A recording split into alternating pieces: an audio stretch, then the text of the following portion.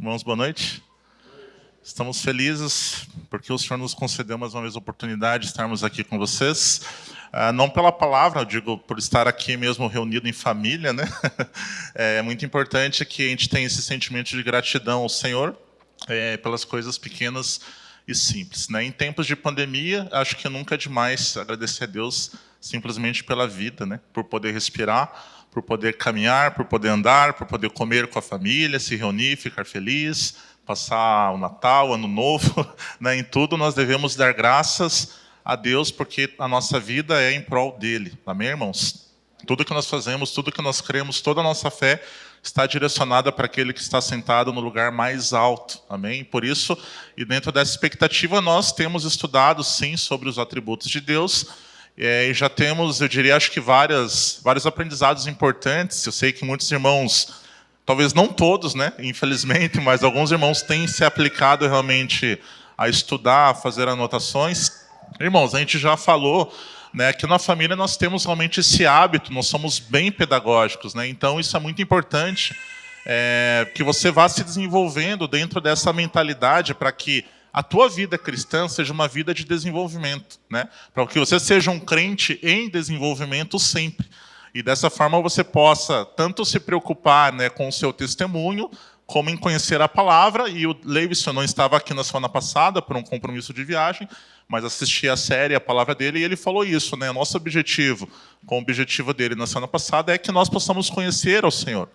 Nós possamos, através dessas palavras, ter um entendimento, uma compreensão melhor de quem Deus é. Amém? Você crê nisso? Né? Eu disse aqui, né, no primeiro domingo dessa série que é importante nós estudarmos os atributos de Deus, porque simplesmente nós termos uma ideia equivocada, uma compreensão equivocada de quem Deus é, gera na nossa vida muitos equívocos, ok? E nós estamos aqui para impedir que os irmãos vivam nesses equívocos, por isso a palavra de Deus, né, tem total espaço nessa casa e sempre terá, ok? Para que na nossa própria vida nós temos, né, Leandro, um encargo de responsabilidade muito grande, não pela plataforma, mas por causa dessa palavra, irmãos, ok? Então tudo que nós ensinamos aqui, você tem certeza que é o que nós temos aprendido e temos nos empenhado em viver também.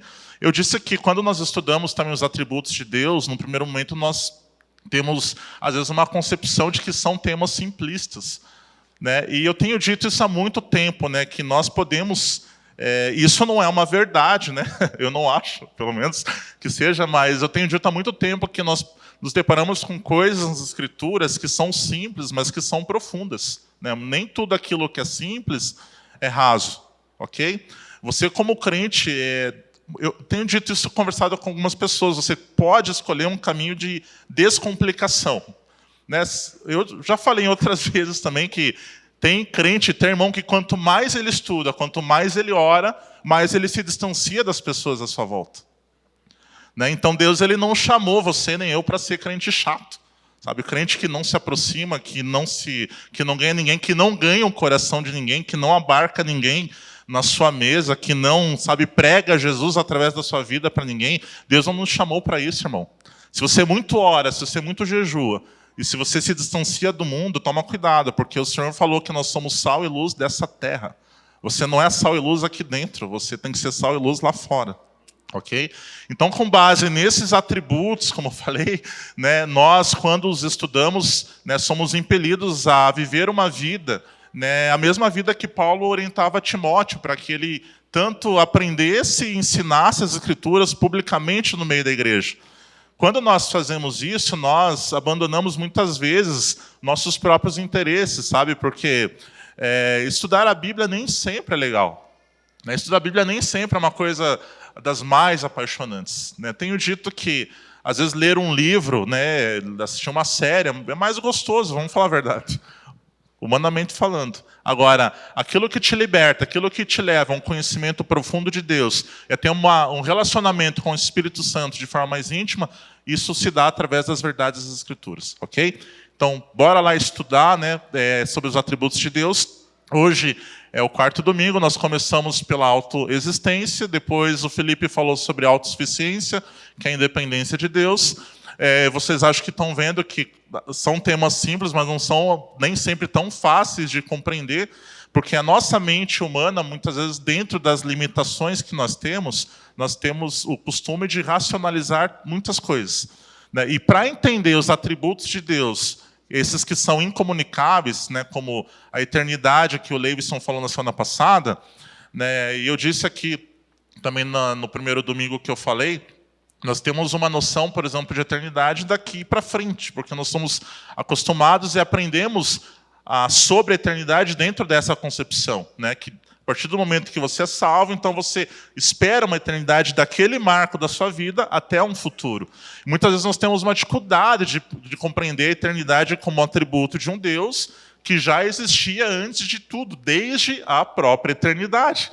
Então, dentro disso que eu digo que compreender esses atributos nos livram de viver uma vida equivocada e ter uma concepção equivocada sobre Deus, ok? E hoje eu vou falar sobre a infinitude de Deus, que não é lá um dos temas muito fáceis de se compreender, mas é a mesma, dentro do mesmo contexto. Se você entende um Deus que é tão imenso, que é imensurável, né, que o homem não consegue medi-lo, né, se você se empenha em se relacionar com Deus dentro desta concepção, irmãos, não tem como, né, nós vivemos uma vida totalmente presa no nosso próprio ego, dentro das nossas próprias vontades e expectativas, porque alguém que serve a um Deus tão grande não poderia ter uma vida tão pequena, ok? Então, inicialmente eu já adianto para vocês que essa palavra deve nos confrontar a refletir sobre isso, né? Como nós temos nos demonstrado, nos apresentado ao Senhor, como nós temos nos apresentado ao mundo, se nós dizemos e cantamos muitas vezes aqui, grande é o Senhor, exaltamos ao Senhor, mas muitas vezes a nossa vida não reflete a grandeza desse Deus. E por que é importante nós refletirmos a grandeza desse Deus? Porque nós devemos expressá-lo, né? Isso nós falamos, o Felipe deu muito bem essa explicação, que nós estamos, nesse momento inicial, estudando sobre esses atributos que são incomunicáveis, ou seja, que Deus ele não compartilha conosco, nós não temos eles na nossa vida de uma forma inata, nós não nascemos dessa forma. E tem atributos que Deus compartilha, como o próprio amor, a justiça, a bondade, a misericórdia. Então, é através desses atributos que nós expressamos Deus. Mas isso dentro da condição de crermos nele, através também dos seus atributos incomunicáveis, né? E eu disse também, para concluir essa introdução, que há muitos cristãos que vivem uma vida se relacionando com Deus apenas por esses atributos que são comunicáveis. Eles só querem um Deus que os ame, eles só querem um Deus que faça a justiça deles, só querem um Deus que expresse só misericórdia, né, e ignoram o juízo de Deus. Então, esse tipo de conhecimento não nos leva a um amadurecimento na nossa fé cristã, ok? Por isso é importante, mais uma vez eu ressalto isso, nós estudarmos e compreendermos de uma forma íntegra, irmãos, de uma forma reta, tá? Todos esses atributos, ok? Vamos abrir as Escrituras? Você que trouxe a sua Bíblia ou está com ela no seu celular, abre em Romanos, pode projetar para a gente? Romanos capítulo 11, verso 33. E a palavra do Senhor diz o seguinte: ó profundidade das riquezas, da sabedoria e do conhecimento de Deus. Quão insondáveis são os seus juízos e quão inescrutáveis os seus caminhos. Ok? Esse versículo tem aí anotado para você como um versículo-chave, porque tem muito a ver. Depois nós vamos falar mais um pouco sobre a vida do apóstolo Paulo, também nesse contexto no qual ele vivia nas viagens apostólicas, plantando igrejas. E muitas vezes a forma e a linguagem, isso que eu quero colocar aqui, a linguagem que Paulo expressava, né, sobre Deus, sobre Cristo, era uma linguagem bastante acurada, assim. Paulo era um estudioso da palavra, ele era um judeu estudioso, aplicado nas Escrituras, o homem que praticamente dedicou uma vida inteira como um fariseu a estudar toda a lei e todas as Escrituras. Então ele conhecia também todos esses atributos de Deus e sabia quão misteriosos eram alguns desses atributos. Então, muitas vezes, quando nós pegamos um texto, entre aspas, simples como esse, muitas vezes nós lemos de forma isolada, como nós fizemos aqui, mas a gente precisa aprender a observar os contextos dessas Escrituras, que os autores da Bíblia falam, o que eles dizem nesses textos expressam muito do relacionamento que eles tinham com o Senhor. Por isso nós não devemos nunca, e eu tenho falado muito sobre isso, nem cantar, nem falar nada de forma automática, né? Nós temos hoje uma geração que lê Nós temos indicado e vamos continuar fazendo isso sempre, né? Temos boas literaturas, né? Tanto na internet, lá bons tutoriais, vídeos na internet. A gente tem hoje um ambiente farto de informação, irmãos, né? Mas muitos, às vezes jovens, né, reproduzem textos na internet que nada mais são Ctrl+C, Ctrl+V, porque é bonito, porque tá top, porque tá na modinha da vez, porque a maioria dos caras estão falando sobre aquilo. E veja, isso não é assim de fato ilícito, né? Cada um tem uma liberdade para falar e para pensar e dizer aquilo que quiser. Mas quando a gente fala sobre o relacionamento com o Senhor, há uma diferença entre ter autoridade e não, entre dizer essas coisas. Então, quando um crente ganha autoridade para falar sobre determinado assunto, quando ele tem experimentado aquela vivência dentro do seu interior, seja pelo relacionamento dele com o Espírito Santo na sua semana, no seu dia a dia, como pelo aprendizado pelas próprias Escrituras, né? Por isso também, e chama a atenção que um processo de discipulado na nossa vida, ele é muito importante dentro desse contexto de amadurecimento da palavra. Porque muitas vezes o crente novo, ele nesse ímpeto, né, de dizer coisas ao mundo, de gritar coisas, escrever coisas, eu disse aqui, isso não é ilícito, isso é lícito, mas o discipulado ele evita que a gente cometa, e o próprio pastoreio, muitos equívocos, muitas distorções que nós temos, às vezes, nessas visões que nós estamos simplesmente replicando. Então, uma dica que você pode até ter como uma anotação é toda vez que você, por exemplo, estudar sobre um atributo de Deus, como o que a gente vai ver hoje, que é a infinitude de Deus, é você parar para refletir e meditar nisso, de que forma esse atributo de Deus tem impactado ou pode impactar a sua vida. Se você não chegar, ou se você não chega nessa conclusão, então você não deve parar de buscar esse significado para você. Você não vai compreender na totalidade essa infinitude, esse atributo, de forma totalmente plena, a tua mente carnal não vai compreender. Mas dentro do teu contexto de vida, dentro do seu contexto de desenvolvimento cristão e de discipulado, se você não consegue compreender como esse atributo de Deus deve impactar o seu relacionamento com Ele, então você pode contar com pessoas que te ajudem a compreender isso. E por isso o pastoreio discipulado é bem importante, ok? Esse é só um recorte, ok? Vamos adiante. Muitas vezes Tozer fala sobre isso, a gente tem uma dificuldade com esse atributo, porque muitas vezes nós caracterizamos situações da nossa vida e utilizamos, né, esse atributo da infinitude, né? Quando a gente diz assim, olha, tal professor precisa ter uma paciência infinita com as crianças, por exemplo, né? Ou às vezes no casamento, né, você olha para a tua esposa e fala assim, você está tirando a minha paciência, preciso de uma paciência infinita para lidar com essa situação. Não tem situações que às vezes a gente usa esse termo de uma maneira, às vezes, equivocada, né? E Tozer ele fala sobre isso, que nós nem sequer deveríamos utilizar, né, essas características para descrever situações tão banais da nossa vida.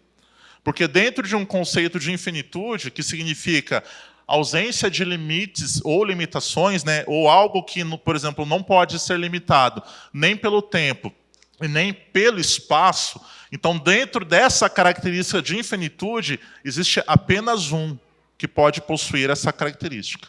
E esse um se chama Deus, ok?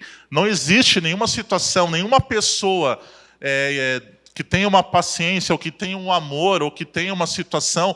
Tem uma questão que, às vezes, em termos de discipulado, né, Pulpo, a gente usa, né, que a gente tem que tomar cuidado para não querer amar mais do que Jesus. Né? Isso a gente está querendo dizer, se você ouvir isso da nossa boca, da minha boca, do Pulpo, do Bowser, do Felipe, ou do Vieira, saiba que a gente não está sendo irônico, tá? A gente está sendo verdadeiro. A gente fala isso no contexto de que alguns irmãos, às vezes, querem demonstrar um amor maior do que o de Jesus, ok? Então, a gente não consegue, irmãos. O nosso amor ele não é infinito como o amor de Deus, né? Pode parecer, né, que algumas pessoas amam tanto, algum irmão ou da sua família, que fazem coisas que são impensáveis dentro do contexto humano. Muitas vezes motivados por uma espiritualidade que nem verdadeira é. Ok? Então é muito importante, estou dando só um exemplo aqui no âmbito do discipulado e do pastoreio, que na nossa vida, né, mesmo em termos de desenvolvimento cristão, sendo você discipulado ou discipulador, você tem em mente que a infinitude de Deus é um atributo no qual Deus tem dentro de si mesmo, mas que também os atributos que Deus tem, eles também são infinitos. O que eu quero dizer com isso? Então, ninguém demonstra mais misericórdia do que Deus. Ninguém ama mais do que Jesus, né, Pupa? Ninguém tem uma soberania maior do que a de Deus. A soberania de Deus é infinita. O amor de Deus é infinito, né? O tamanho de Deus, o espaço que Deus ocupa, não pode ser limitado nem pelo tempo e nem pelo espaço, ok? Então, dentro desse contexto de infinitude, né, que é a ausência de limites, há apenas um ser que possui essa característica em si mesmo, e esse ser é Deus, ok? É aquela velha crença, aquele dogma que a gente tem, né, que eu falei aqui, que muitas vezes até você pergunta para um ateu, ei, você é ateu? Ele diz, graças a Deus eu sou ateu. Nós temos o hábito de pensar em coisas de forma automática. Nós dizemos coisas, nós oramos coisas que muitas vezes nós não paramos para pensar sobre o que nós estamos falando. Ok? E nessa série, né, eu estou confrontando você para que você comece a parar e ir um pouquinho mais devagar sobre as coisas que você diz, canta e ora. Porque existem coisas simples que nós falamos que podem ser tão profundas a ponto de transformar a nossa caminhada e a nossa jornada com as pessoas que nós dizemos que amamos. Eu tenho falado e vou insistir nisso, irmãos. Se a nossa vida devocional não nos torna alguém melhor perante aquelas pessoas que você convive, então tem algo errado. A gente precisa rever, a gente precisa parar um pouquinho e pensar um pouco melhor sobre o que a gente anda fazendo. Alguém me diz assim, mas Jesus falou que nós seremos perseguidos por causa do Evangelho, irmão. Né? Por causa do Evangelho, não por causa de birra no seu emprego, de perseguição do teu chefe. Isso todo mundo passa, o não crente passa por essas coisas. Então, se não há nenhuma diferença entre a tua vida e a vida de um não crente, se o não crente sendo perseguido no trabalho fica com raiva, peca, xinga, e o crente no trabalho sendo perseguido faz as mesmas coisas, então não tem diferença. Então não existe nada diferenciando a nossa vida da vida daqueles que não conhecem o Senhor. Mas, de repente, eles estão até um pouquinho melhor que alguns crentes por aí. Né? Porque o nosso testemunho deveria falar um pouco mais alto. Quando nós falamos sobre um Deus infinito, é isso que eu estou falando. A nossa expressão de quem Deus é deveria, no mínimo, apontar para alguém que é grandioso, que é imenso, que é maravilhoso e que as pessoas têm vontade de conhecer. No mínimo, a gente deveria ter essa expressão de vida, ok? Então, um outro conceito, ainda dentro disso que a gente falou, que então a infinitude é a ausência de limitação, né? Seja no espaço, no tempo, ou na matéria, né? Nada, não existe nada, né, que possa conter Deus, que possa conter o Senhor, que possa abarcá-lo, contê-lo totalmente, né? Ser igual do tamanho que ele é. Né? E Salomão, sabendo disso, pode abrir lá, para colocar a primeira Reis, já está ali. Salomão vem de uma família, né, filho de Davi, olha só. Né? E vocês já sabem desse contexto, acho que todos ouviram, mas eu vou resumir. Davi foi um homem segundo o coração de Deus, que sempre teve o desejo de construir uma casa para Deus. Uma casa, e depois nós vamos ler o contexto. Davi, ele amava tanto o Senhor e tanto a casa de Deus, que basicamente ele entregou pessoalmente todos os seus tesouros para essa construção. Ok? Mas Davi não pôde construir essa casa. Davi, ele foi sempre um homem também que Deus usou em muitas guerras. Davi derramou muito sangue. Davi, ele derrotou muitos inimigos.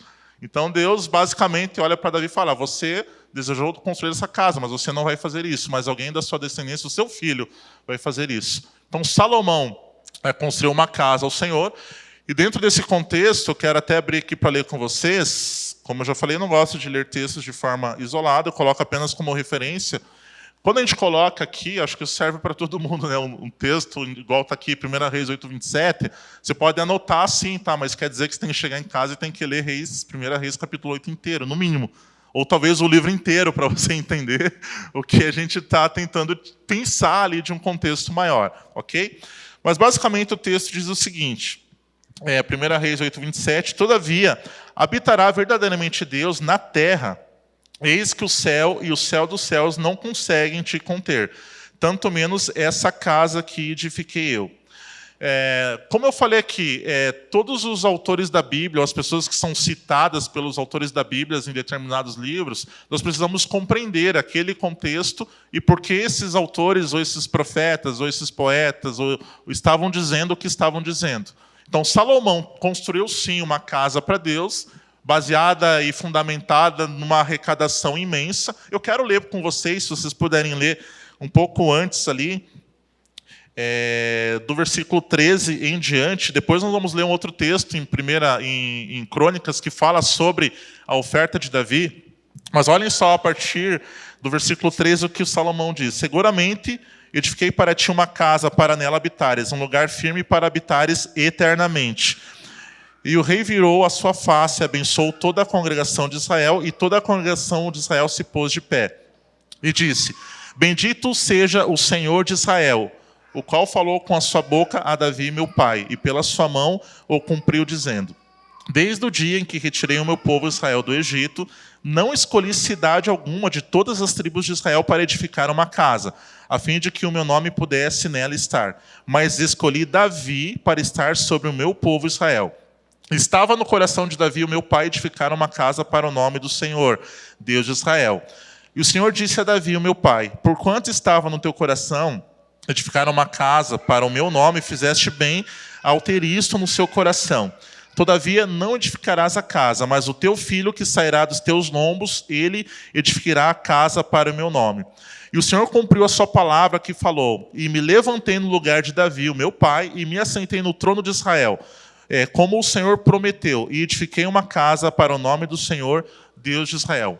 Observem que mesmo Salomão tendo, e certamente herdou isso do seu pai, todo o aprendizado sobre o seu Deus, o Deus do seu pai, o Deus dos seus avós, o Deus dos seus descendentes, mas mesmo assim, no versículo que nós lemos, Salomão deixa claro, e ele sabe que Deus ele não pode ser contido por aquela casa.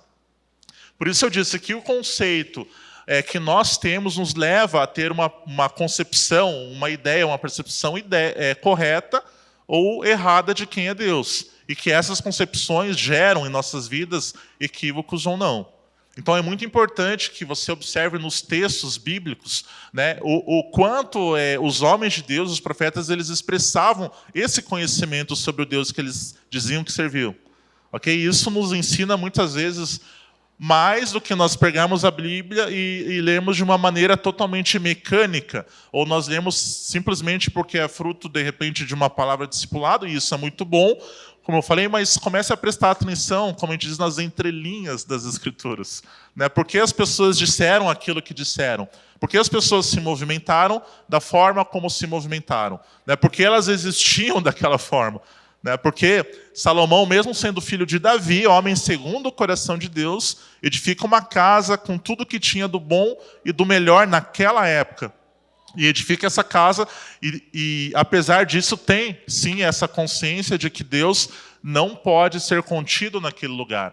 Então, eis que o céu e o céu dos céus, ou seja, o mais alto lugar nos céus, não podem, nem conseguem te conter, tanto menos esta casa que edifiquei eu. Isso é muito importante, fala no meu coração, no sentido de que nós, muitas vezes, no ímpeto de cumprirmos a nossa vocação, muitas vezes nós permitimos na nossa vida algumas pequenas distorções que vão nos desalinhando, e muitas vezes nos tirando do caminho no qual o Senhor propôs para nós.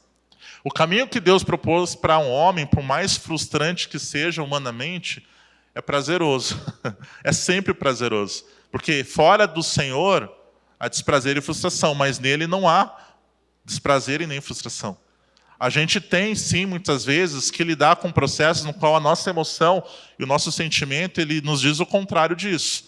Então, como servir um Deus infinito que tem planos tão grandiosos para nós? Mas você já parou para pensar o tamanho desses planos para Deus? Tipo, a gente sempre pensa de acordo com a nossa cosmovisão humana. Você já parou para pensar o tamanho do propósito de Deus para o próprio Deus? Nós paramos para pensar no propósito de Deus para nós sob uma perspectiva geralmente humana, e não está errado, porque nós somos humanos, Deus nos fez humanos. mas como seus filhos pertencentes a um reino, como o Leivson falou na semana passada sobre a eternidade, um reino que é eterno, de valores que não são desse mundo, que são desse reino, irmãos, passou da hora de nós fazermos um esforço para compreendermos toda a vontade de Deus dentro do contexto desse reino, e não da terra, ok? Porque nós temos a tendência, então, de usar determinadas desculpas. Se Deus é tão infinito assim, né, se é tão grande assim, então Ele que me abençoe e facilite a minha vida. Né? Então, por que Deus não faz isso? Né? Por que Deus permite o sofrimento? Por que Deus permite as mazelas? Enfim, nós já falamos sobre isso. Nós precisamos sair de vez dessa esfera e realmente começar a expressar um Deus que é infinito, um Deus que é grandioso, que é majestoso em glória, em poder, que é infinito também nesses atributos. Dessa forma, né, o mundo certamente será muito mais impactado. E não tem maneira melhor, irmãos, de nós, assim, da igreja se preparar para os tempos que virão, senão dessa forma. Né, compreendendo que serve um Deus grande, um Deus que, sabe, um Deus que não é sofrível. Deus não sofre, irmão. Eu falei da outra vez, Deus não tem pena de você, não tem dó de você. Deus não está tão preocupado assim. Né, Ele entregou seu filho, né, pelo mundo de tal maneira, o Leandro falou que não tinha uma expressão melhor para definir isso, né? Então Deus ama o mundo de tal maneira, ou seja, de um amor tão grande, um amor infinito, um amor que não tem fim. E nós precisamos corresponder, né? Não à altura, porque nós não conseguiríamos, mas através de Cristo, como corpo, como igreja, nós podemos expressar o que a Bíblia fala, a multiforme sabedoria de Deus. Né? Para fazer um parênteses, por isso é importante que a gente busque compreender, e eu fiz esse parênteses aqui porque eu estava pensando sobre isso. A gente se empenha muito quando a gente fala sobre os atributos de Deus, buscar muitas vezes compreender isso de maneira, às vezes, muito individual. Então, o que você pode fazer de melhor nessa semana, talvez convida alguém para tomar um café na sua casa e conversa sobre esses atributos de Deus. Né? Se você tem um processo discipulado, pergunta para o seu discipulador. Se você discipula alguém, pede lá para o seu discípulo, sei lá, faz um resumo sobre isso. Sabe, irmãos, a gente muitas vezes cai numa mesmice, assim, numa vida cristã automática, que a gente acaba ignorando coisas pequenas. Sabe, eu fui discipulado por um pastor batista que casou eu e minha esposa, né? E no processo discipulado ele dava um livro na nossa mão e falava assim, faz um resumo aí. E eu achava super estranho, meu pai está aqui, vai lembrar, né? Pastor Claudinei. Faz um resumo aí desse livro, eu quero esse resumo até tal dia, né? Tal, dessa forma. E olha, muitas vezes a gente tem uma vida cristã que vai caindo nesse lado automático e a gente ignora essas coisas. Né? Por isso, a pedagogia de Deus, a pedagogia no meio da igreja, quando a gente dá espaço para ela deve nos tirar dessa mesmice, desse comodismo no qual estudar nos incomoda, sabe? No qual nos desenvolvermos parece que nos incomoda. Né? A gente pensar um pouquinho para fora da caixa, como se diz, ou ler um pouquinho mais do que a gente lê em determinados anos passados, isso não deveria nos incomodar tanto. Nos incomoda porque a tendência do ser humano caído, e não do ser humano convertido, é a prepotência e a arrogância. Então não preciso aprender nada, não preciso ler nada novo. Não preciso, isso aqui eu já sei. Eu já sei que Deus é infinito, eu já sei que Deus me ama, eu já sei que Deus é soberano, eu já sei que Deus é eterno. Isso vai melhorar a minha vida em quê? Realmente, se você pensa assim, em nada. Em nada. Agora, se você pensa... Tem gente que lê isso aqui, eu fico contemplando, observando... Contemplando só, mas observando a vida de alguns irmãos, e às vezes eu me quebranto, que eu vejo pessoas que têm uma vida tão devota, pessoas que já servem ao Senhor durante tanto tempo, né? E durante tanto tempo essas pessoas conseguem ter uma vida tão devota ao Senhor. E eu não sei, isso me constrange. Eu fico feliz que isso me constrange. Né? Porque alguém que consegue durante tanto tempo amar o Senhor de forma fervorosa, de forma a contemplar a própria natureza, muitas vezes se quebrantar perante Deus... Cara, essa pessoa conhece Deus. Essa pessoa não está com o seu coração endurecido, não está com a sua mente cauterizada, não está com a sua mente petrificada, sabe? Onde se enraizou ali a soberba, a prepotência e nada novo é capaz de mudar aquilo. Ok? Então, estudar os atributos do Senhor nos desafia e deveria nos tirar desse posicionamento de prepotência e de arrogância que naturalmente o ser humano tem. Ok? Porque Deus, sendo infinito e sendo grandioso, né, ao encontrá-lo, seja em oração, seja olhando para a vida de um irmão, seja se quebrantando em oração, cara, qualquer encontro com esse Deus tão grande deveria ser poderoso a ponto de transformar nossa vida no dia a dia. Ok? Vamos adiante? Então, Salomão, ele sabia e tinha essa consciência do Deus que ele servia, que apesar de edificar uma casa, apesar de ter sido vocacionado pelo Senhor para fazer aquilo, ele sabia o tamanho da grandeza desse Deus, ok? Quero ler com vocês um outro texto que está em Atos, abram aí, Atos capítulo 17. Aqui nós vamos falar, como eu disse no início, um pouquinho sobre a vida de Paulo. A vida de Paulo é uma vida, assim, tudo que eu estou falando aqui, né, ou muito do que eu estou falando aqui, é baseado em muita coisa que observo na vida do apóstolo Paulo. O apóstolo Paulo é um homem de muitas dores, de muitas aflições, né, que entregou a sua vida totalmente para o evangelho já a partir do momento da sua conversão. Alguém que se converteu e não tinha reservas, né, não tinha ali... como é que a gente falou da outra vez? Não tinha uma vida entregue a conveniências. Né? Ele largou mão de tudo aquilo que era conveniência, inclusive a sua própria cultura, assim, um mestre entre os fariseus, né, para estar, abriu mão de muita coisa para estar no meio de gentios, no meio de pessoas que, se ele humanamente não quisesse, nem teria, entre aspas, a obrigação de estar. Né? Mas... sabendo que ele foi dado para a igreja como um dom de Deus, ele jamais negou a forma como ele foi vocacionado para sofrer pelo evangelho. Então, muitas vezes Paulo ele viajava de um lugar para o outro e a forma como Paulo suportava, né, essa vida de perseguição, muitas vezes você observa isso nas entrelinhas, como eu falei, daquilo que ele escrevia. E Atos 17, 24 e 28 é um exemplo muito claro disso, porque Paulo ele está viajando e pregando, então ele passa ali primeiro em Tessalônica, então a Bíblia diz que alguns judeus invejosos, e até a palavra usa um termo muito pesado, diz que judeus invejosos se reuniram com alguns vagabundos, a palavra, essa versão minha diz exatamente isso. Então que judeus invejosos se reuniram com alguns vagabundos, tá? É o que diz a minha versão aqui. Pessoas que não têm o que fazer, né? Basicamente. Mas a Bíblia diz que Paulo, pregando em Tessalônica, então começou a ser perseguido por esses judeus invejosos. Um pouco mais adiante, você vê que Paulo, então, ele vai parar em Bereia, e é ali onde Paulo cita que, então, os crentes de Bereia, eles eram mais nobres do que os de Tessalônica, né? E logo depois disso, então, os mesmos judeus invejosos que perceberam, né, assim, que Paulo estava fazendo, porque... assim, Paulo não era só, assim, entenda o que eu vou dizer, não era só um cara tipo, usado por Deus. Deus usava Paulo e Deus sempre fazia agitação. Você pode pegar os textos de Atos, você vê que por onde Paulo estava tinha confusão. Aonde Paulo passava tinha confusão. Mas não era uma confusão que ele gerava por ser um cara carnal, não. Pelo tamanho do impacto que a mensagem de Paulo tinha, que a vida de Paulo tinha. Então, aonde Paulo passava, cara, era fruto de confusão, de perseguição. Então, Paulo, Tessalônica, perseguição. Foi para Bereia, crentes melhores, mais nobres que em Tessalônica, perseguição. Os caras levaram Paulo para Atenas.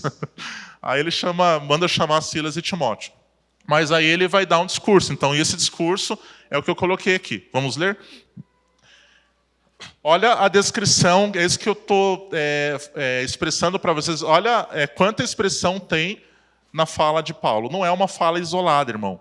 É uma fala que, se você pega todo o contexto de tudo o que estava acontecendo, né, de toda, entre aspas, como eu falei, a confusão que estava sendo gerada. Então, Paulo já era um cara que não tinha mais conforto na vida dele. Porque aonde ele ia e a forma como Deus usava ele, então dava as confusão ali e os caras começavam a perseguir Paulo. Não tinha uma opção B para Paulo. Né? Então, Paulo, conhecendo esse Deus tão grandioso e tão infinito, ele fala dessa forma, acompanhe ali. O Deus que fez o mundo e todas as coisas que nele há. Vou fazendo alguns recortes. Prestem atenção já na noção, né, na ideia, na concepção que Paulo tem sobre Deus. Visto que ele é o Senhor do céu e da terra, não habita em templos feitos por mãos. Aqui a mesma ideia de Salomão, que construiu o templo e que sabia que Deus não habitava só nos templos. Ok? Nem é adorado por mãos de homens, como se necessitasse de alguma coisa. Felipe falou aqui semana retrasada, sobre a independência e a autossuficiência de Deus. Tudo isso já é expressado na fala de um cara só. Visto que ele dá a todos a vida e a respiração e todas as coisas. E de um só sangue fez todas as nações dos homens para habitar sobre toda a face da terra, determinando os tempos antes nomeados e os limites da sua habitação, para que eles buscassem ao Senhor, se, talvez palpando, possam achá-lo, ainda que ele não está longe de cada um de nós. Paulo tem a concepção de um Deus, e Tozer, eu vou falar depois, ele traz também essa ideia de um Deus tão grandioso, mas ao mesmo tempo pessoal. Então, isso, nós vamos dizer que essa é uma das características que diferencia Deus, o próprio Deus, de outros deuses, com D minúsculo, tá? Então, ele não está longe de cada um de nós, porque nele vivemos, prestem atenção, nele nos movemos e existimos, como também alguns dos vossos poetas têm dito, porque também somos sua descendência. Ok? Se você quiser, depois em casa, você pode ler, e indico que leia, leia Atos inteiro, mas leia esse capítulo inteiro porque é bem interessante. Então, Paulo tem essa concepção de um Deus que é tão grandioso, mas que também é pessoal. É um Deus que... E assim, Paulo, ele então foi levado para Atenas e ele está falando ali a um grupo de pessoas idólatras. Então, Paulo ele faz esse discurso, não é fruto de um discurso, como talvez eu aqui hoje que me preparei, a gente está numa série, a gente vem, traz uma palavra. Paulo ele está falando de algo, né, sobre fruto de uma sequência de eventos desde a sua conversão. Sabe, Paulo, quando eu olho para a vida de Paulo, eu vejo que é uma pessoa que Deus usou e que Deus não deu um intervalo. Sabe um jogo de futebol, de vôlei, você tem lá um intervalo, né? Você pode ver, na vida de Paulo parece que não tem esse intervalo. É uma pancada atrás da outra, é uma perseguição, é uma prisão, é um sofrimento, é a fome, né? É a traição. São muitos elementos na vida de uma pessoa. E esse conhecimento sobre um Deus tão imensurável, né, tão infinito, também estava presente na vida de Paulo. Ele fala sobre isso, um Deus criador, Deus que criou tudo. Né? Ele fala ali que não habita em templos feitos por mãos. Então, Paulo ele dá essa ideia de um Deus que não é contido, né, pela matéria, que não é contido por um espaço determinado. Ok?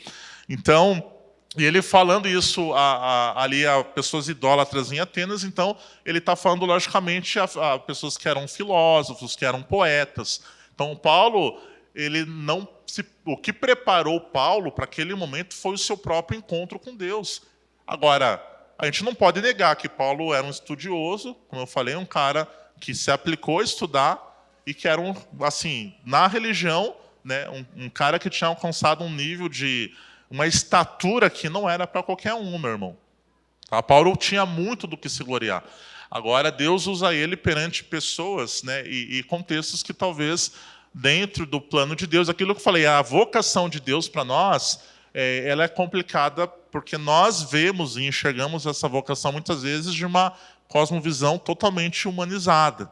Né? Humanizada que leva sempre para um caminho, muitas vezes, de autopiedade, de autocomiseração. Né? E pessoas talvez podem se questionar, mas por que eu tenho que, sei lá, no nosso caso aqui, né? Trabalho encardido lá com criança acolhida, trabalho difícil, complexo, com criança que é violentada, que, né, enfim, não vou ficar falando muitos contextos aqui.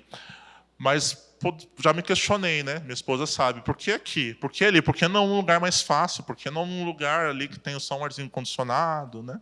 Bem de boa? Quando você vê lá, tem uma criança quebrando uma janela, né? Tá com uma pedrada na cabeça da outra. Então tem muita coisa complexa, né? Estou dando o meu exemplo, você tem o seu. A gente pode, muitas vezes, pegar essa vocação que Deus lindamente colocou na nossa mão, né, e por um descuido, por uma visão equivocada de quem Deus é, então, escolher um caminho, mesmo que inconscientemente, de distração, de distorção, e mais preocupante, de ingratidão. Porque quando a gente não reconhece a grandeza desse Deus e a grandeza da vocação que Ele colocou na nossa mão, Então a gente faz essa vocação de qualquer jeito. E aí a gente começa a ter problema, porque a gente para de conhecer o Senhor no âmbito da vocação que Ele deu para a gente mesmo. Então a gente se dissocia de Deus, a gente se separa de Deus em determinadas ocasiões, porque a gente nega que naquela situação Deus é Deus. Como que a gente faz isso? Murmurando e reclamando. Olha que legal. Quando você não reconhece a perfeição de Deus nos propósitos que Ele tem dentro da sua vida, você está se dissociando da vontade de Deus dentro daquele contexto. Você está ficando distante, você vai se distanciando, né, se distanciando até o ponto que você para de reconhecer que aquela situação, que aquele casamento, que aquela esposa, que aquele filho, que tudo aquilo foi Deus que te deu. Ok? Vamos adiante? Então, deixa eu ler só mais um minutinho. Então, aqui nesse contexto, a gente tem pelo menos 3 coisas que deveriam, irmão, chamar a nossa atenção. Que servindo a um Deus infinito, tão grande, a um Deus que é tão imensurável, a gente deveria sempre parar para pensar por que a gente vive, por que a gente se move e por que a gente existe. A gente não deveria parar para pensar sobre essas coisas todos os dias, né? Então, por que a gente vive, por que a gente se movimenta, né? Porque nós fazemos as coisas que nós fazemos. Né? A nossa vida não deve ser uma vida automática. Eu vou bater nisso até o final dessa mensagem. A nossa vida deve ser uma vida assim. Você acordou amanhã de manhã, sei lá, o que você faz? Se você trabalha, se você cuida de casa, mas você deveria fazer os seus afazeres, primeiro orar, né? Se você puder fazer um devocional, melhor ainda. Mas parou para almoçar, cara, já para e já pensa no seu dia. Entendeu? Eu tenho tentado fazer esse exercício às vezes, e a conclusão que eu tiro sobre mim mesmo é que, a Val sabe disso, eu falo, caramba, eu ainda reclamo demais. Tipo, eu ainda, principalmente no trânsito, né, Val? É uma dificuldade, né, irmãos?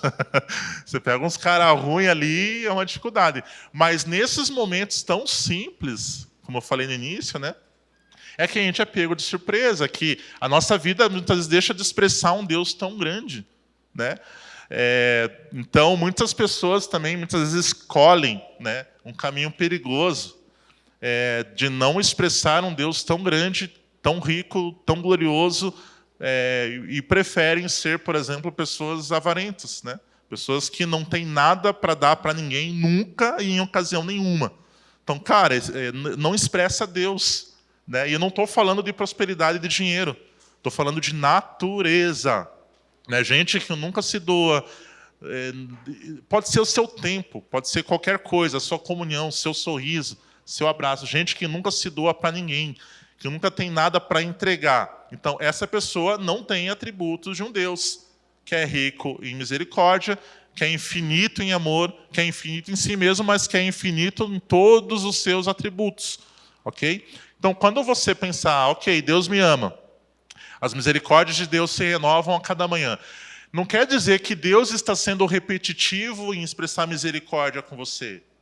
A ideia não é essa. A ideia é você parar para pensar que Deus que você quer conhecer ou conhece, Ele tem uma misericórdia que é infinita. Isso muda tudo. Pelo menos para mim muda tudo. Sabe? Não é algo automático. Deus ele vai expressar a misericórdia dele amanhã, então eu vou pecar aqui, porque amanhã Deus vai expressar a sua misericórdia. Se você pensa assim, você não conhece Deus. Porque esse não é o Deus que nós servimos. A misericórdia que se renova a cada manhã, ela diz respeito a um Deus que é infinito nessa misericórdia.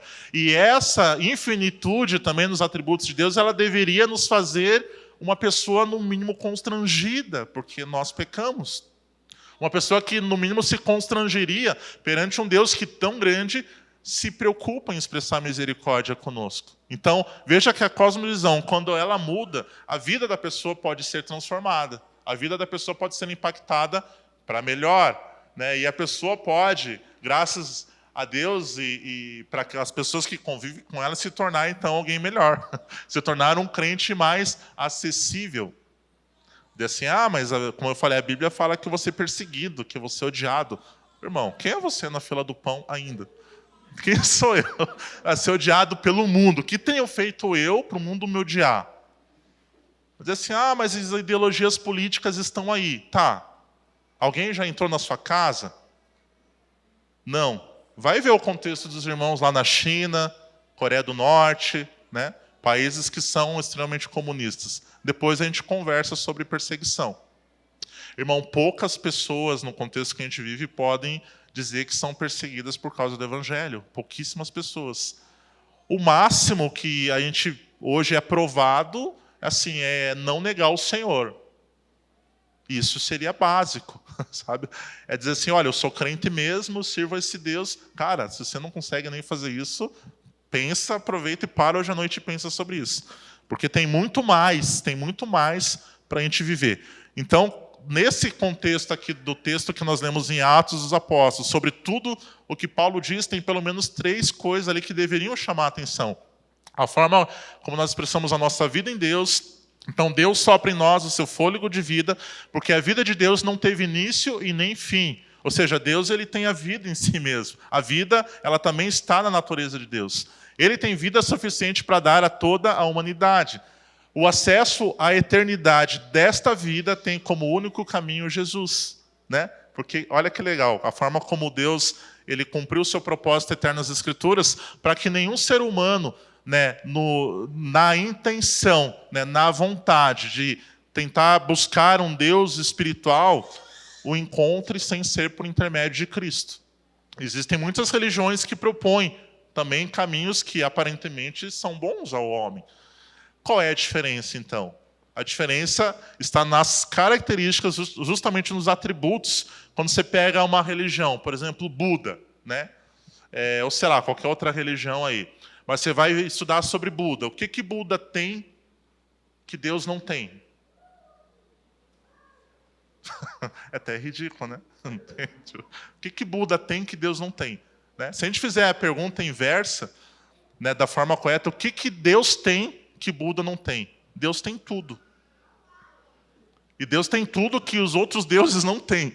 E a começar por esses atributos. Tá? Nenhum Deus se criou assim mesmo. Né? Deus não foi criado por nada, Deus estava ali antes de tudo. Okay? A Bíblia diz isso. Tá? Quando você para ler Gênesis 1, se você para pensar muito em Gênesis 1, automaticamente dá uma bugada já. Porque você não entende como é que a terra era sem forma e vazia. Né? Tipo, como assim? A terra era sem forma e era... Porque nós estamos acostumados, e nós muitas vezes aprendemos dentro das religiões um conceito sobre Deus que está muito amarradinho na matéria, muito amarradinho nas coisas desse mundo. E, embora todas as coisas tenham sido criadas por Ele, dentro do que o Fê falou, da autonomia de Deus, então Deus ele não depende de nada daquilo que Ele mesmo criou. Isso é lindo. Isso é o que basicamente diferencia Deus de qualquer outro pseudo-Deus com D minúsculo, ok?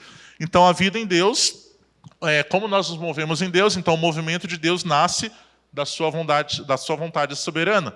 Deus se move da forma como Ele se move porque Ele quer, porque a vontade dEle é assim.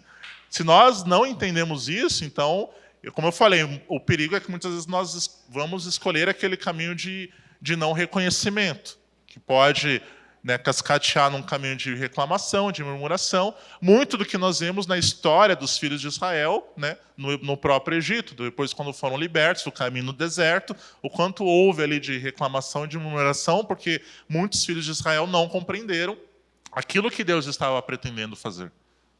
E Ele fez. Né? E todo o propósito de Deus ele é perfeito.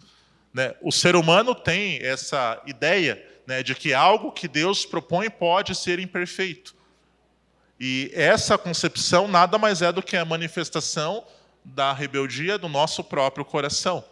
Quando nós não compreendemos, né, que esse Deus tão grande, tão imensurável, aquilo que Ele propõe para nós sempre será infinitamente melhor do que o que nós humanamente queremos. Ok?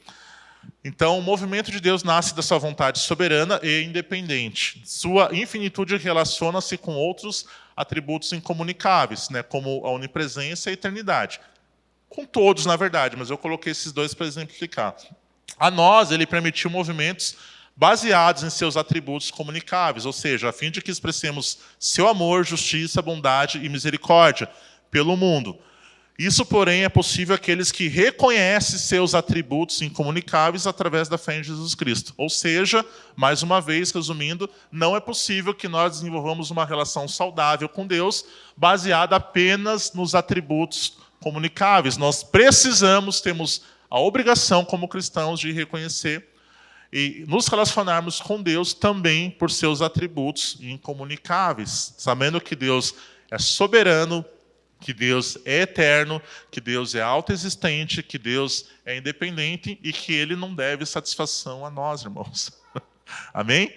Deus não deve, fala isso comigo, Deus não deve satisfação ou explicação alguma a mim.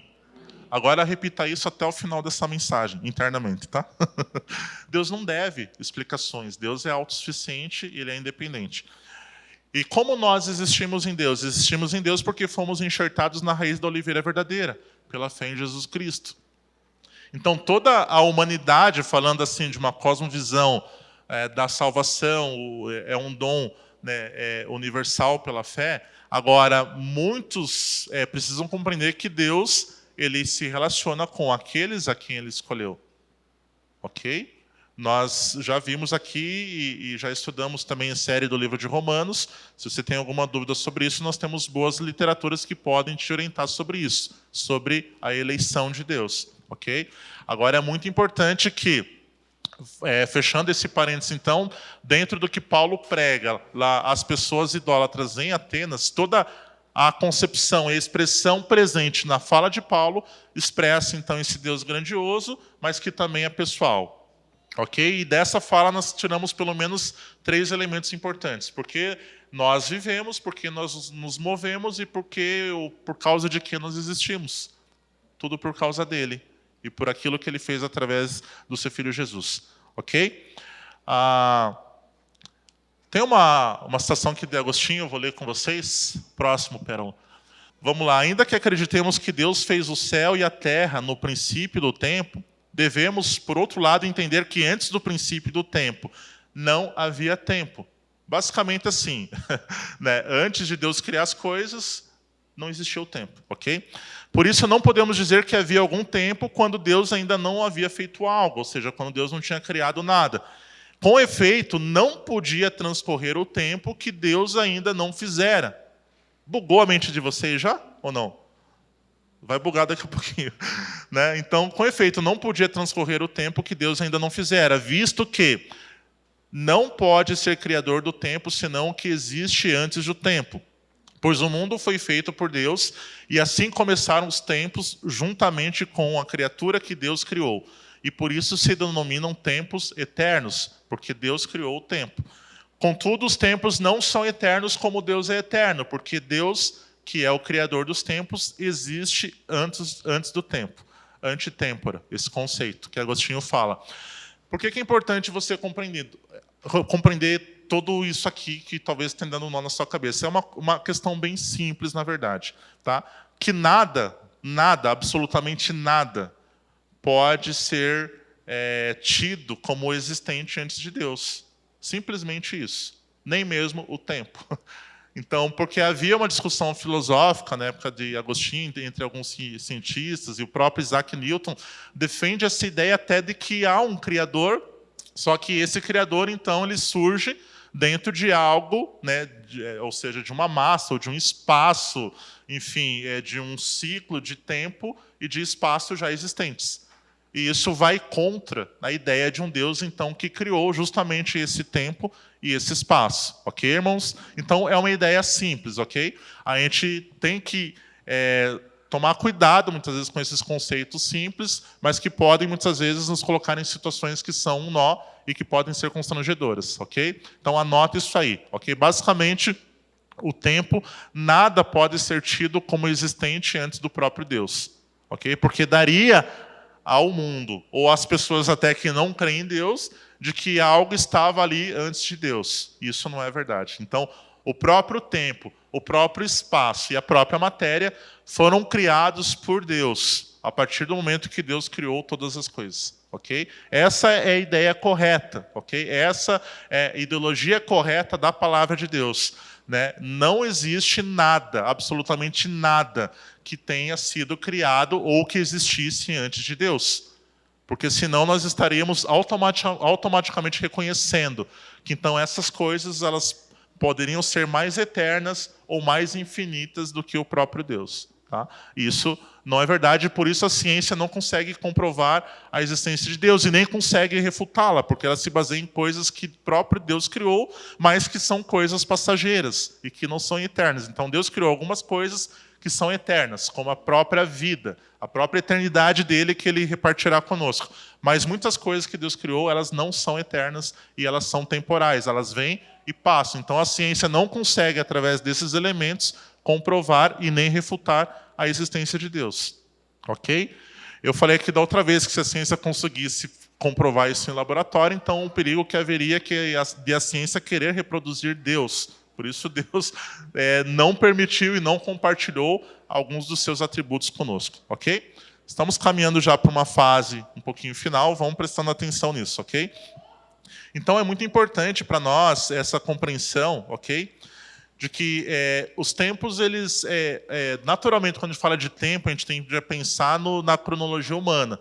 Isso também, William, por que isso é importante? Você está falando sobre a infinitude de Deus. Seja mais claro, por que isso é importante para o meu relacionamento com Deus? Irmãos, irmãos, né? Quantas situações, né, nós passamos, nós vivemos, né? Eu gosto de pegar exemplos que são bem didáticos e bem contemporâneos. A própria pandemia, né? Tenho tirado muitos exemplos da pandemia. Eu todo dia acordo, né, pensando, dizendo, Deus, né, bem que hoje poderia ser o último dia dessa pandemia. Não é assim? Muitas vezes a gente não para para pensar isso. Então, assim, porque isso que eu quero explicar para os irmãos, a nossa ideia de tempo, ela está sempre atrelada à noção que a gente tem, ou do relógio, ou das estações, ou dos meses, ou dos anos, enfim, o calendário que a gente segue. Mas o tempo de Deus, ele também, ou para descomplicar ou complicar um pouquinho mais, o tempo de Deus também é diferente do nosso. Então, dentro de todos esses conceitos sobre a infinitude de Deus, ou o que o Leivson falou na semana passada sobre a eternidade de Deus, é muito importante você meditar e refletir sobre essa questão do tempo de Deus. Porque ele não é o nosso tempo. Deus não faz as coisas de acordo com a expectativa que a gente tem do nosso tempo. Ou até amanhã, ou até o mês que vem, né? Embora algumas coisas Deus permite que se cumpram dentro, né, de tempos, muitas vezes que a gente pede em oração e tal, né? Muitas coisas Deus faz também por propósito, então a gente aprende a se mover por propósito, porque o nosso Deus é um Deus de propósito. Então fica aqui a dica, tá? Se você quer, sei lá, estudar rápido, fazer uma faculdade rápido, casar rápido, enfim, nem tão rápido, nem tão devagar. Apenas a minha orientação seja uma pessoa que tem propósito nas coisas que você vai fazer. Que você consegue pensar de uma forma saudável como Deus pode te orientar naqueles processos, né?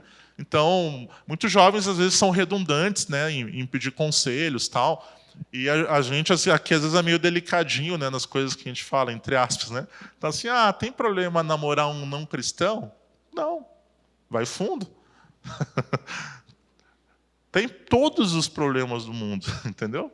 Agora, tem contextos e contextos, né? Se a pessoa já chega dessa forma, então, assim, depois não reclama quando você for uma mulher cristã casada, né, que vai ter que orar, sei lá, 20, 30 anos por um marido que não é convertido. Irmão, não tem o que fazer, entendeu? Por isso eu falei, seja uma pessoa de propósito, você encurta o caminho. Então, isso aqui é mais difícil, então não queira o que é mais difícil, queira aquilo que é mais saudável dentro de uma cosmovisão cristã. É ilícito? Ele não é ilícito, mas também não é o caminho que você depois vai poder, e nem poderia em qualquer outro contexto, né? Mas olhar para Deus e dizer, Deus, né, estou aqui casada há 40 anos com um marido que não... Querida, você escolheu isso, entendeu? Tipo, não coloca Deus no meio dessas confusões. Essas são as confusões que nós... Poderia dar aqui dezenas de exemplos, irmãos, tá? Sobre como nós podemos compreender por que o tempo de Deus é importante dentro do nosso contexto de vida.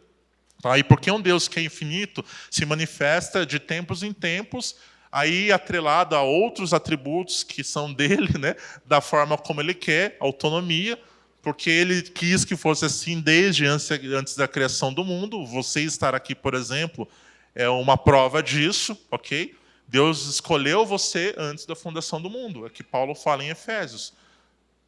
E bora falar a verdade. Quem consegue compreender esse conceito de tempo? A gente não consegue. A nossa mente, esse conceito, ele não cabe dentro da nossa mente carnal e humana, ok? Então, dentro desses conceitos, resumidamente, da infinitude de Deus, extrapola a matéria, extrapola tempo, extrapola espaço, ok?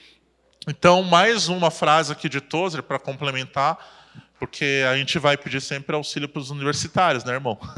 Então, tudo isso que está aqui são fontes, né? Falei outra vez, não sou tão inteligente, né? Não consigo pensar tudo isso. Então, é brincadeira. Mas a gente sempre traz citações para realmente motivar, né? Não tanto porque é importante para nós, porque a gente crê que é importante para a igreja, né? Para que vocês se motivem também a escolher boas literaturas, a se desenvolver e crescer em Deus, ok? Então, Tozer diz o seguinte: é uma pena, né, que a palavra infinito nem sempre seja empregada em seu significado preciso, sendo, ao invés disso, utilizada descuidadamente para significar muito. Ou seja, muitas vezes a noção que a gente tem de infinito, a gente relaciona com muito, mas não é isso, ok? Tal como quando dizemos que o artista coloca infinito cuidado em sua pintura, né, ou que o professor demonstra infinita paciência com seus alunos.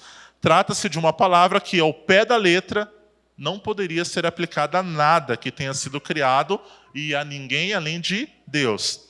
Assim, discutir se o espaço é ou deixa de ser infinito não passa de um jogo de palavras. A infinitude pertence apenas a um. Não há como existir um segundo.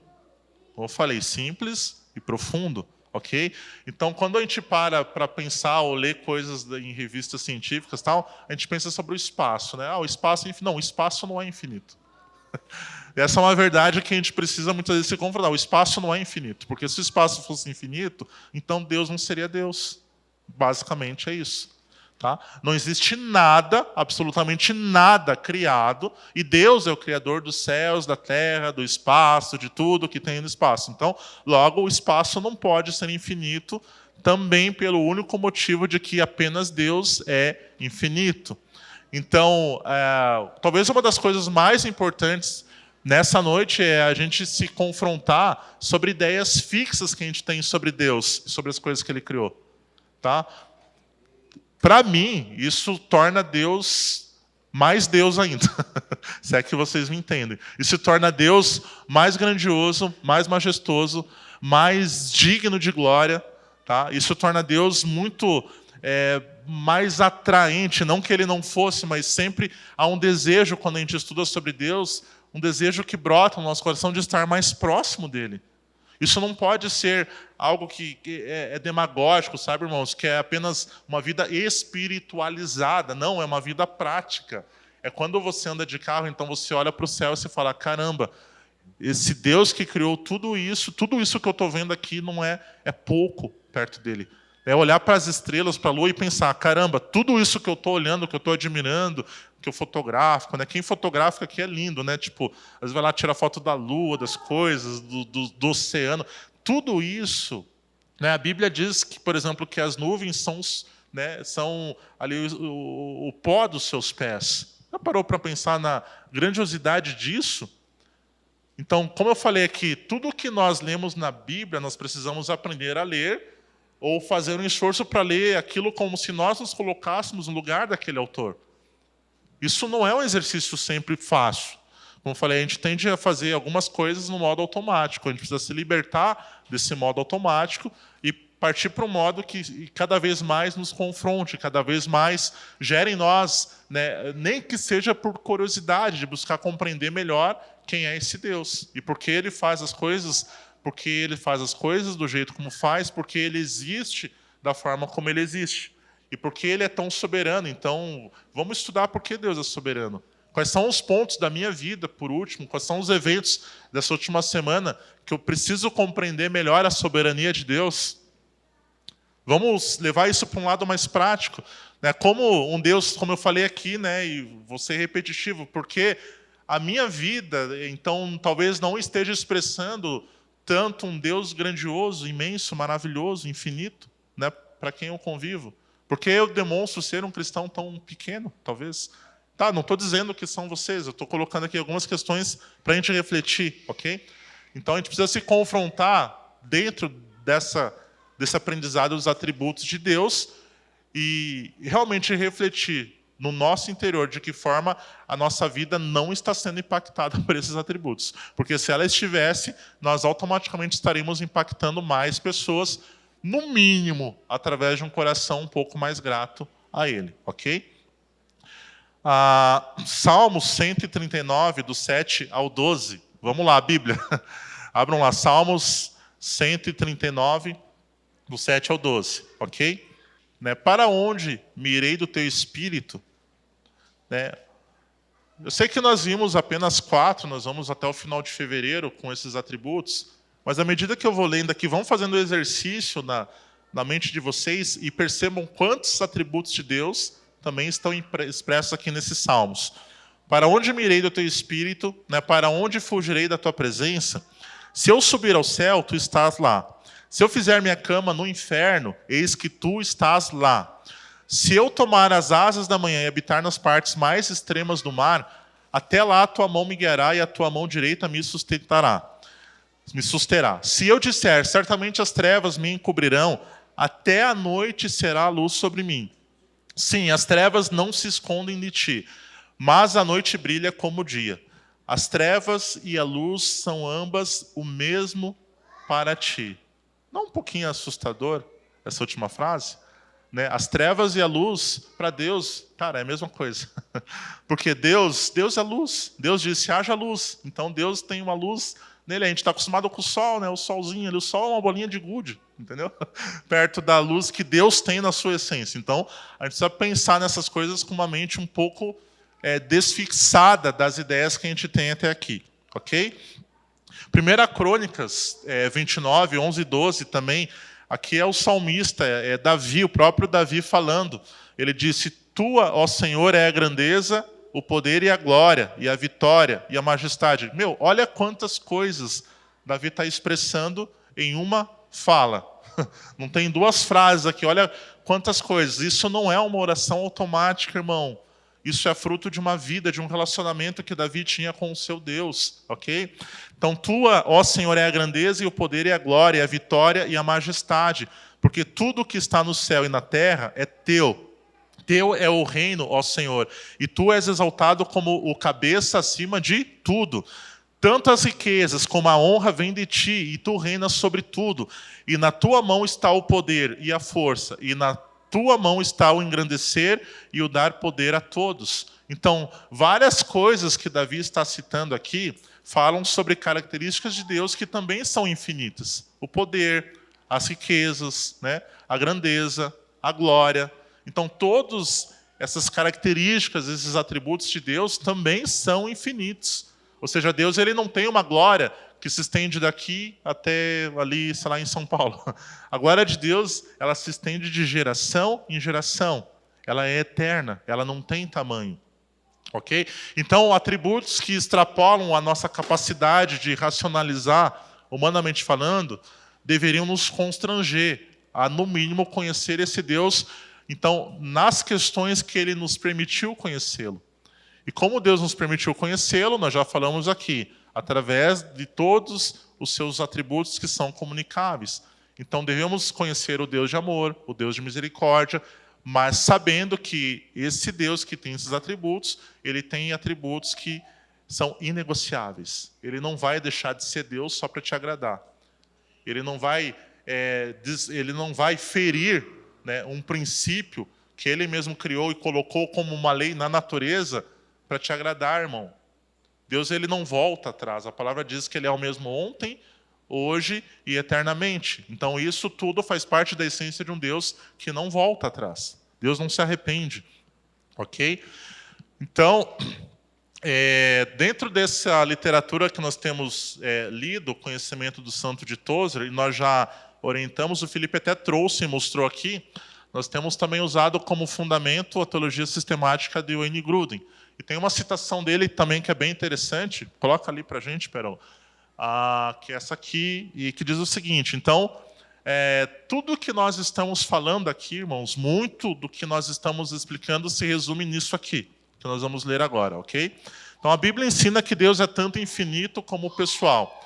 Ele é infinito no sentido de que não é sujeito a qualquer das limitações da humanidade ou da criação em geral. Ele é muito maior que cada coisa que fez, muito maior que qualquer coisa que exista. Mas ele também é pessoal. Interage conosco como pessoa e podemos nos relacionar com ele como pessoas, ok? Podemos orar a ele, adorá-lo, obedecer-lhe e amá-lo. E ele pode falar conosco, regozijar-se em nós e amar-nos. Olha que lindo isso, né? Deus maravilhoso, um Deus tão grandioso, tão infinito. Então, cabe a nós buscar conhecer esse Deus. Como nós falamos aqui, esse é o nosso objetivo. Por isso nós estamos, né, estudando esses atributos. Então, para concluir, né, e para fechar essa mensagem, né, a principal característica dela seria nos confrontar, né, a sair desse modo automático que muitas vezes a gente vive e pensa sobre Deus. Né? Eu sou um cristão, então me converti, sei lá, quando criança, me converti há 2, 5, 10 anos, e minha vida tem sido assim, tenho dado esse testemunho, então eu não fumo, não roubo, não traio, não sei o quê. Irmão, isso, né, um não cristão com bons valores também faz. A nossa vida precisa ser um pouco mais atraente para o mundo. A gente precisa expressar um pouco mais de gratidão. A gente precisa sair um pouquinho da nossa bolha e entender que Deus, ele não pensa da forma como eu penso a minha vida cristã.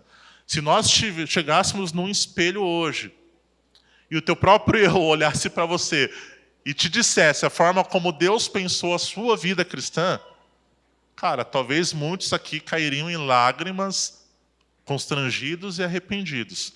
Porque a forma como Deus pensa a nossa vida cristã é a forma mais nobre que pode existir. A forma mais rica, mais profunda. A forma mais parecida com a essência dele. A forma mais gloriosa. Então nós precisamos nos desvencilhar. E eu quero deixar aqui apenas uma frase para finalizar de Tozer, que diz o seguinte, né, através dos séculos o testemunho cristão tem sido: porque Deus amou o mundo, resta-nos enxergar este amor à luz da infinitude de Deus. Será que é tão difícil? Não, não é tão difícil, tá? Seu amor é imensurável, mais do que isso, é ilimitado. Não tem limites, porque não é uma coisa, e sim uma faceta da natureza fundamental de Deus. Seu amor é algo que Ele é. Entenderam? Então, o segredo é nós não dissociarmos alguns atributos que Deus tem dele mesmo, ok? Seu amor é algo que Ele é, porque Ele é infinito. Então, esse amor é suficiente para abarcar em si toda a criação e ainda oferecer espaço para mais 10.000 vezes 10.000 mundos. Eu amei essa expressão. Ela nos leva a pensar e ela confronta a forma como a gente pensa até agora, né? Dentro desse amor, então, que abarca toda a criação, Deus poderia ainda oferecer espaço para 10.000 vezes 10.000 mundos. Então, é um amor infinito, tá? Para finalizar, pense sempre sobre esses atributos de Deus de uma forma em que você correlacione, né, o amor de Deus, a misericórdia de Deus, né, que são de formas infinitas, com o fato de que Deus é infinito nele mesmo. Então, Deus não tem fim, irmão. Deus, ele não cansa com o seu sofrimento. Deus, ele não cansa de nada. Deus, ele não está cansado. Ele trabalha por aqueles que ele ama, mas ele não cansa, ok? Feche teus olhos. Vamos orar e agradecer a Deus por essa noite. Pai, nós te damos graças por essa palavra, pelo fato de que teu Espírito nos confronta a nos tornarmos cristãos mais conscientes dela, Pai, dos seus atributos. Eu peço para que o Senhor realmente, através do seu Espírito Santo, ensine nessa semana a cada um dos seus filhos que estão aqui a expressarem, Pai, toda a magnitude do teu caráter, Pai, a grandeza, a infinitude que tu tens em si mesmo, Pai. Que nós possamos ter os nossos olhos abertos, os olhos do nosso coração abertos, para que nós possamos aprender a contemplar o Senhor, a meditar mais no Senhor, a meditar nas coisas que o Senhor tem feito, feito, mas não porque tem feito elas em nossas vidas, mas tem feito elas porque Tu és um Deus soberano e eterno. Deus, eu oro para que haja uma libertação, Pai, de todos os nós, das nossas mentes, Pai. Ó Deus, as vãs filosofias que caiam por terra, Pai, que a Tua palavra, Pai, ó Deus, com poder possa ser libertadora de cada crente nesse lugar, para que haja um bom testemunho, para que haja uma vida de poder, uma vida de amor e de gratidão a Ti, Senhor. Essa é a nossa oração, Pai, com todas as bênçãos espirituais que há em Cristo. Nós abençoamos os Teus filhos e essa comunidade de fé, Pai. Em nome do Senhor Jesus. Amém.